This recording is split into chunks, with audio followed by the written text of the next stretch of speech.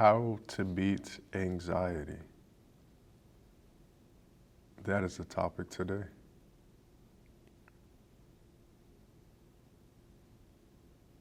It's a funny one, guys, I know.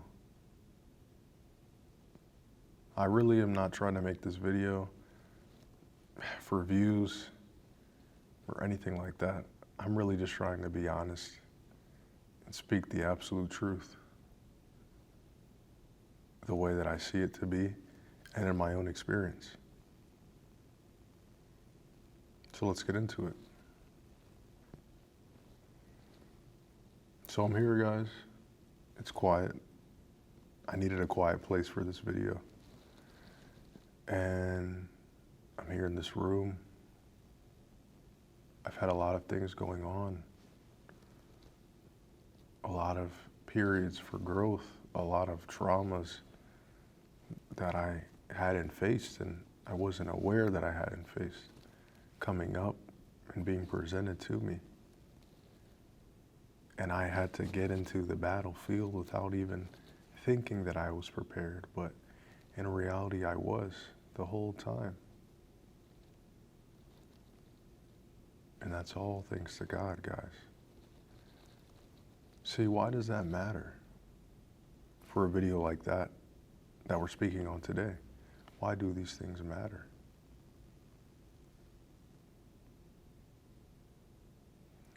They matter because what is anxiety?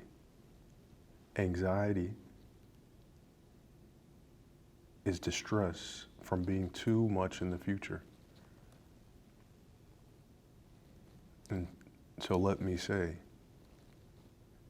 I was diagnosed with generalized anxiety disorder. I saw a therapist since the age of right about 5 years old, all the way until 23 years old.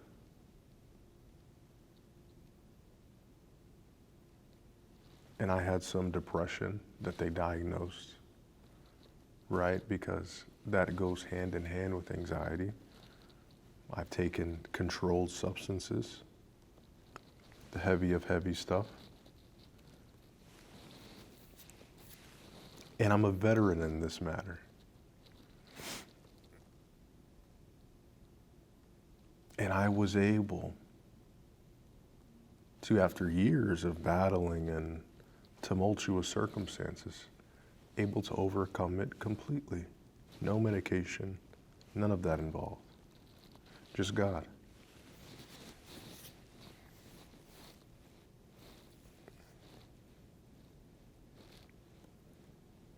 This video is going to be a bit different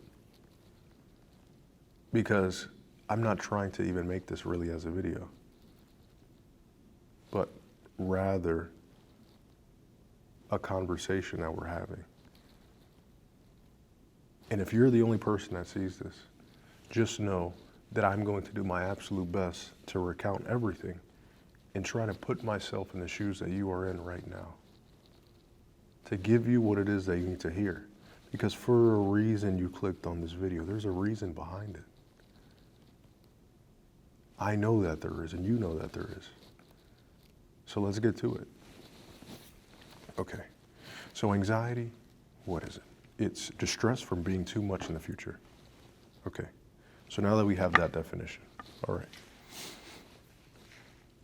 So there's two kinds of anxieties. There's an anxiety from not having done the things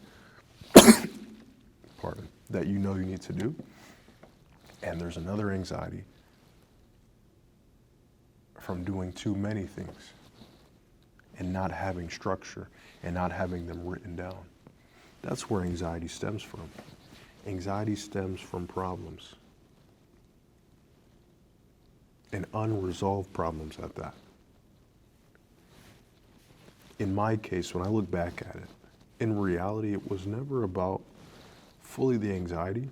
That was more of a mask over the PTSD that I had from the situations that I was living in my everyday life as a child. And that may be your case because they often overlap. Anxiety, PTSD, all of these things overlap. And I could tell you guys from a medicinal standpoint, right? From a doctor's standpoint, what are these things? What do they do? Why do they exist? It's just the medicine, that world of looking at anxiety is false. It isn't true. Your anxiety could be a gift, as I have come to know in my own life. It's a prophetic gift. And you may simply be running away from this gift rather than embracing it. Because I know you're always in the future. You're always seeing events. And sure, because Satan knows that you view it as a negative thing, he's going to give you something to look at this gift as a negative thing. He's going to do that. So how do we work around that? Well, for one, you need to say, okay, this anxiety that is occurring isn't bad. It's merely a gift here. And then you say, okay, since this is a gift, let me learn about the gift, because what is its point? What is it serving me to have this ability? And then you say, there's a reason that I have this ability and the majority of people don't. So it's my responsibility to use it responsibly. And where do we go from here? Well, since that is the case, we understand that it is a gift. We say, okay, what is it telling me? What is it that I see? So we need to write this down, all of it. Everything on a page. What are the thoughts? Everything. And then you write those thoughts and you look at the thoughts, because the thoughts will tell you everything you need to know. Maybe yours is about fear of a relationship or fear of an interaction with someone. And you write down all of them. Because I did the same, and I would write them down. It was, oh, fear of this interaction, or fear of this event happening, or of this result not occurring. And I'd be like, wait, all of these things revolve around fear.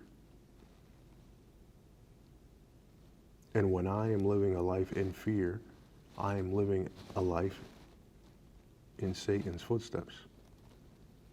Because that's what he wants me to do. He wants me to be fearful. And God says, no, do not fear. So then we say, okay, I see that all of these thoughts revolve around fear. So how do I work? How do I combat that fear? And the best and easiest way to combat the fear is by submitting to the moment, to where you are, to God's will in your life. That is the absolute best way. You must let go, guys. And I know that's not easy. Even me, I'm still learning.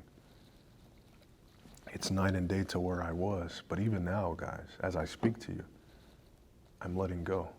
Because there's times when I'm here and I'm like, man, what if I make a mistake? What if I get laughed at? What if someone thinks this about me? But it's not about me.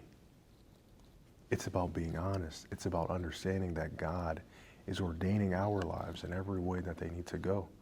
My tongue, my mind, my body, everything. So you have to submit. The only way to really beat anxiety is to submit to God, because then the anxiety will submit to God.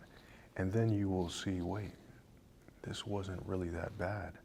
This is an ability, because people need someone to help them solve their problems. And what do I have? I have a mind that is always fixated on problems. It's just I'm not attached to them anymore. So now I see them and I can say, oh wow, I have so much experience in the problem solving area. And then we go from there. And in your personal life, you pray to God, God, give me wisdom in this anxiety. Give me wisdom here. I need it. I'm scared. I'm petrified. I can't relax. It's hard for me to even be alone, and it's hard for me to be with other people. What can I do? And I can't really do much because I myself as a human have limits to what I can do, man. I have limits. The most egotistical of egotistical men, there's only so much they can do. The thing is, there's infinite things to what God can do for us. And so we know that now. And we say, okay, God, show me the path here. What is this? I've been looking at this all wrong. This isn't an illness, this is a blessing. And so now the fact that I look at the anxiety as a blessing, my whole state of life completely changes. Because before I looked at myself as an ill person, but now I see that I'm strengthened and I shine because I'm aware of my gift. And in reality, guys, as I've said before, people may look at me, they may look at you, whatever it may be, and say, wow, this person is special. And it's not that we're special, because we're not. It's that we're aware of who we are. We're aligned with who God has created us to be. And that is what matters. That is why we shine. Because God created us in his image. So if we're created in God's image, what does that make us? It makes us pretty beautiful.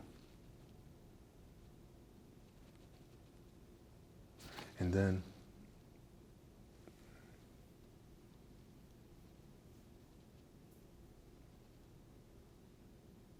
we look at the beauty and understand this was wrong the whole time. What else in my life am I looking at wrong due to my interpretation? And now that we have the ability to use our gift to our advantage, to how we're meant to have it,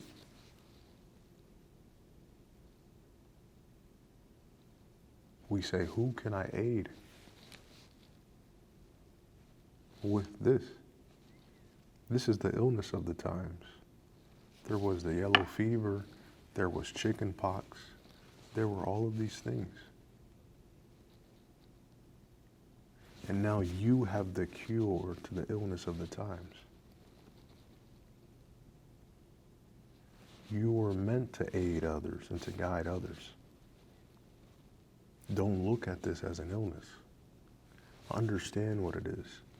You need to be wary that your mind is delicate. And that can be good and it can be bad. Because if you are not with God and you have this gift, it's tough for you in the world. It's going to be really tough for you, if I'm completely being honest. Because there's so much chaos and issue in the world, and you already have this ability to be in the future. So you're creating problems out of more problems.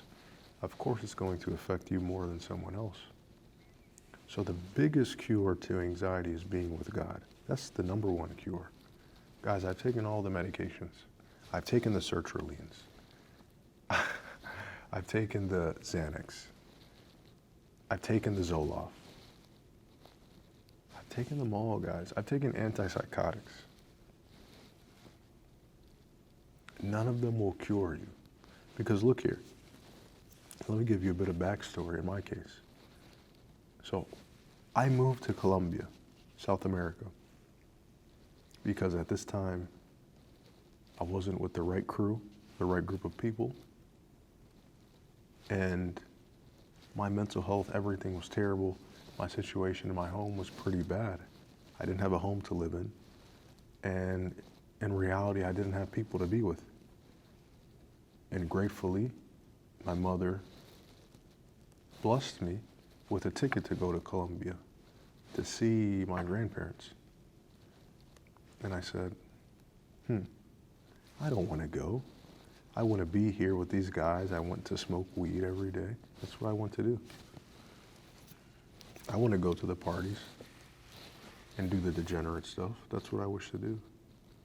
And so, gratefully, I was called there and I was able to go to Colombia. And in my time there, I got there. I had an amazing family there. And I just remember all the darkness that I was going through. The nights trying to sleep, and there would just be figures there in my room always. And I just thought there was something wrong with me. I always did. I would say, man, why when I close my eyes, why do I see figures in my room? Or with my eyes open, I see these figures. Why is that?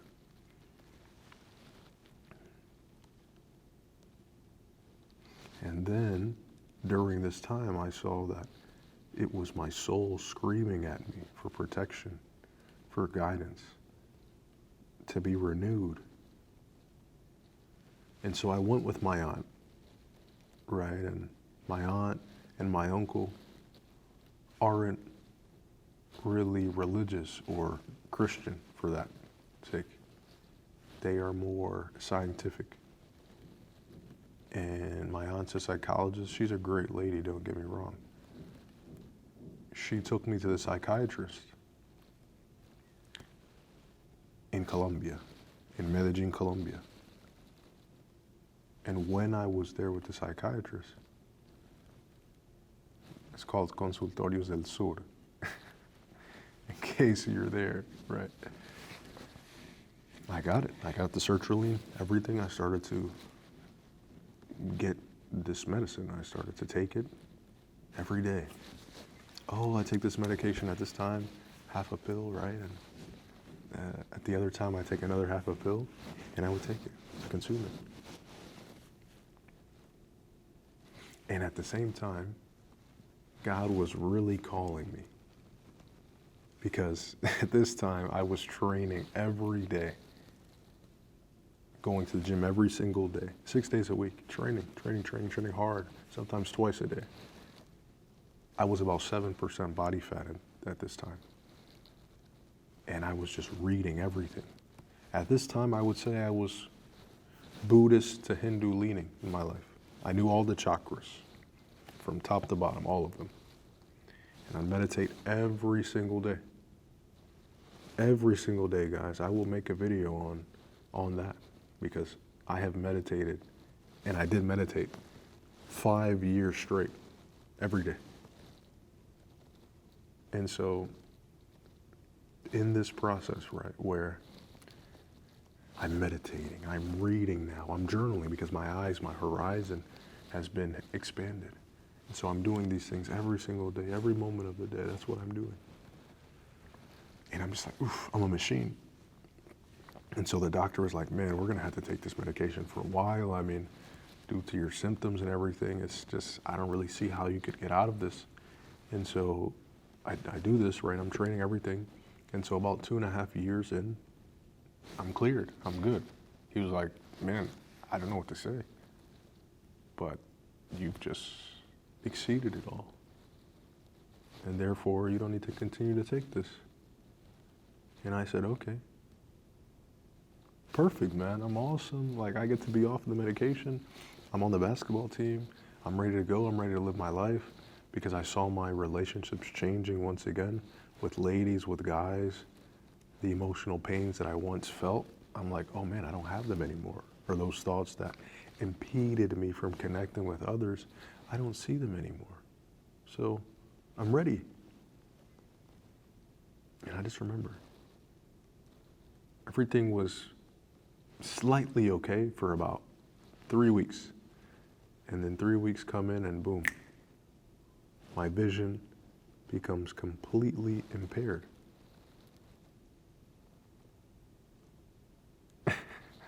completely impaired, guys. And I'm just recounting on it now. My vision was completely impaired. And I just remember waking up one day and saying, man, I can't see. I can't see, I can't see, I can't see.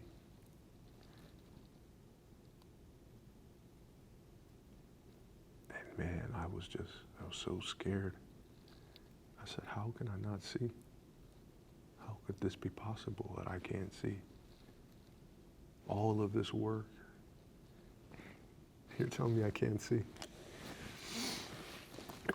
And that started the beginning of, 6 months of just tyranny.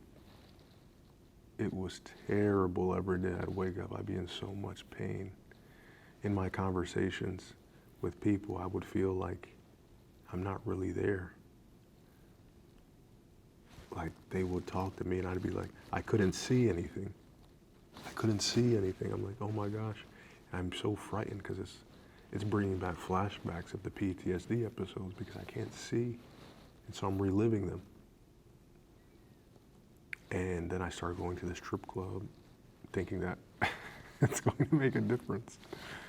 I'm thinking that's going to make a difference, sleeping with women. And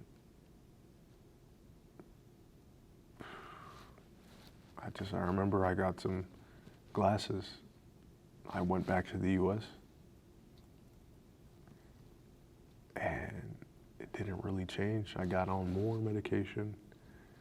I was seeing a bunch of psychiatrists. Even before I came back to the US, I saw a ton of Medellin. They were giving me all types of stuff. Arpurpazole. I remember I had traveled with my parents to Europe, to Germany, and I remember taking all this medication. My stomach was just in a whirlwind of emotions. It was just, what is going on? What is this? What is this, man? What is this? And I remember just being there, and I went on a stretch of talking to I don't know how many different doctors, guys. Like, I'm laughing at it because it's crazy to see, but the reality is I must have seen maybe 50 doctors, man, individual appointments in this time, just like, what is going on? And some doctors saying, okay, we're gonna need to keep you here. And then, oh, we don't find anything. And they keep searching. Oh, Gabriel, we don't find anything. We don't find anything. And I remember my uncle and my family that I was living with were like, well, I don't know. It doesn't seem like anything's wrong with you. And I'm like, man, how can you tell me this? I know what I feel. And so now I'm back in the US and I'm in the house and my dad is unwell in health. There's a trickle-down effect at this time. And I'm already going through that. So I'm there. I'm in my room. And I'm just laying down on the carpet because my mind is just like, man, what is this, brother? This is crazy, dude. This is something I've never experienced before. I feel debilitated completely. I feel like there's nothing that I can do. I feel like a pebble in the wind. It hurts too much, everything. And it was just, I'm trying to get into degeneracy to ease my mind, and I'm sleeping with women, I'm going to clubs in the US here, and I'm just like, oh, please, please, please help me, please.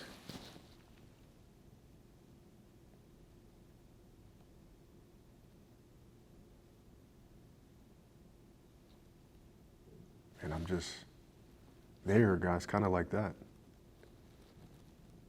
I don't know what's happening.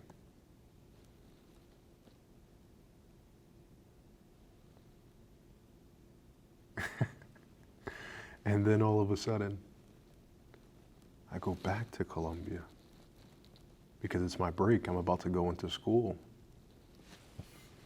And I remember I'm like, man, how am I going to go to school? I had to drop out of school because of what was going on. I had no idea what was occurring.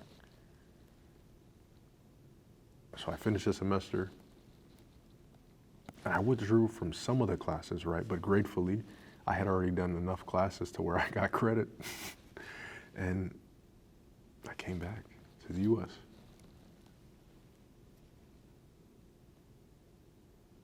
And so I'm going to college. And then I'm on vacation with my mom. We go back to Colombia. And apologies, guys. This is a lot. I get it. I'm jumping from point to point. I'm really just trying to paint the scene.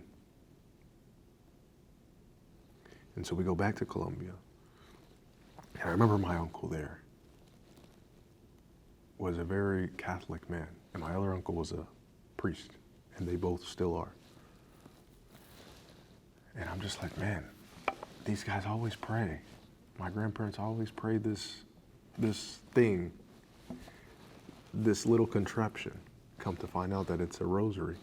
They praise this every night, man. Every night. What is that? And I'm just like, man, God, I don't know what it is, God. I was going to be Muslim. When I had went back to Colombia beforehand in the U.S., I was set on being a Muslim. And so I went there, back to Colombia. And my uncle was like, yeah. Do you want to try this? I said, I do. This is what I want to do. Because I had come to him, I said, Theo, what do you do? I had no other option. I said, let's see if this God thing exists, this religion thing exists. And so I got into it, right? I started to pray. And boom, my life just completely changed. Right then and there. That anxiety that I felt, that demonic energy that was calling me to do demonic activities all of the time just changed. I was like, whoa, what is this? And in my case, I understood that God was going to use that detriment as a trial and as a journey, in my case, to help other people who may be going through a similar thing. And I started to see it that way. I started to understand, okay, step by step. So I went back to school now, and every day I'm like, wow, I'm facing these anxieties and these things because in reality, it was due a lot to emotional wounds that I had. And I'm seeing them come up and I'm feeling them. I'm not running, I'm feeling them every day. Ooh, this one, here, battle there. And I'm still on medication because I was scared to get off of it, but I always had the pull that Gabriel, get off, Gabriel, get off, Gabriel, get off. And so I continued to take it, and then I was at my dorm in Pittsburgh, and I remember I started to have this chaos again. I'm like, what's going on? What is it? And I had to go to the ER twice in the same month, my first month at the school. And I'm like, no way, man. No way is this happening, dude. No way, man. I just wanted a time to rest. I just want to be like everyone else. That's what I was thinking. And then they said, oh, you had pancito peña, which is that my white blood count was super low. And I had to be hospitalized. And gratefully, I was able to get out the hospital. And yeah, I just remember going back to my house, and I spoke to my mom at this time, and I had some Applebee's ordered to me from this episode, and I was just kind of in despair. I didn't have any real outlook, guys. I was like, man, this might be it for me. You know, like, maybe that's just what my story is. It's this one. Maybe I don't get the fairy tale ending, and that's perfectly okay. maybe I'm meant to suffer. That's what I thought. And I said, you know what, man? There's got to be something here. And God put that on my heart. And he put that in my mind. Gabriel, you must let go of these things. They are killing you, literally. And then I said, you know what, God? I'm going to do something. And you know what that is? I'm going to listen to you. I'm going to listen to you, God. You know what? Maybe you know best, right? Maybe you know best is what I thought. And I remember that first night, my body was like, it's like withdrawal. And then I was just completely healed.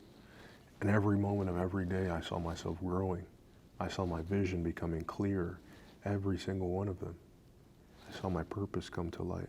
I saw it align. And in reality, it's not that the anxiety went, it's that my relationship to it changed.